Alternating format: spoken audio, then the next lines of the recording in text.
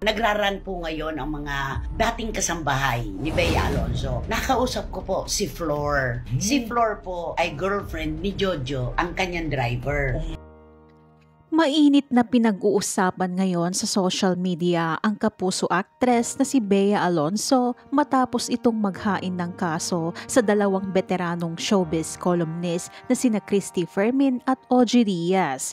Ayon sa nakasaad sa post ng GMA News reporter na si Nelson Canlas, ay naghain na umano ng tatlong magkakahiwalay na criminal case for cyber libel ang actress sa Quezon City Prosecutor's Office laban sa mga showbiz columnist at mga online host na sina Christy Fermin at Ogie Diaz, kasama na ang kanilang mga co-host sa kani-kanilang online programs. Kasama rin sa inireklamo ng kapuso actress ang isang online basher na nagpapanggap na malapit sa kanya. Nakasaad sa complaint affidavit ni Bea na naging biktima siya ng mali, malisyoso at mga mapanirang impormasyon na mula sa nagpapanggap na malapit sa kanya at inilathala at pinag-usapan sa online shows ni na Fermin at Diaz nang walang basehan.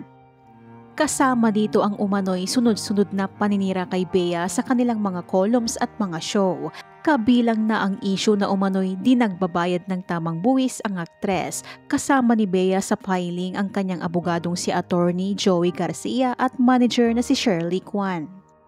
Matatandaan na nitong buwan ng Marso ay may matinding isyong pinasabog si Christy Fermin hinggil di umano sa pagpapaalis ni Bea Alonzo sa kanyang mga kasambahay at driver, na maaaring isa ito sa mga kasong idinamanda ng aktres laban kay Christy. Ayon kay Christy noon, nagrereklamo raw ang mga pinaalis na kasambahay ng aktres. Kumalat na raw sa social media ang pagrarant ng mga pinaalis na kasambahay, lalo na raw ang girlfriend ng kanyang driver. Ang reklamo raw nito, oo raw ay nagbibigay ito ng pambayad sa SSS at PhilHealth, subalit hindi naman daw pinapayagang maglakad o mag-asikaso ng mga dokumento.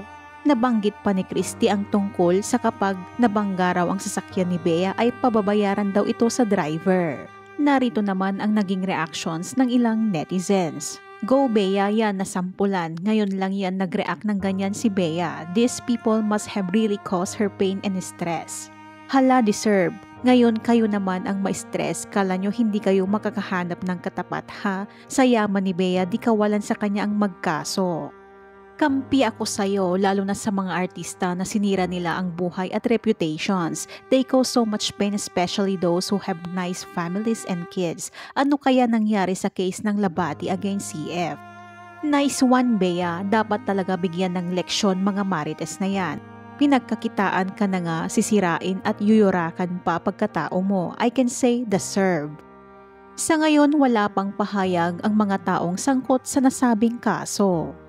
Ano naman ang masasabi mo dito? Ibahagi ang iyong komento.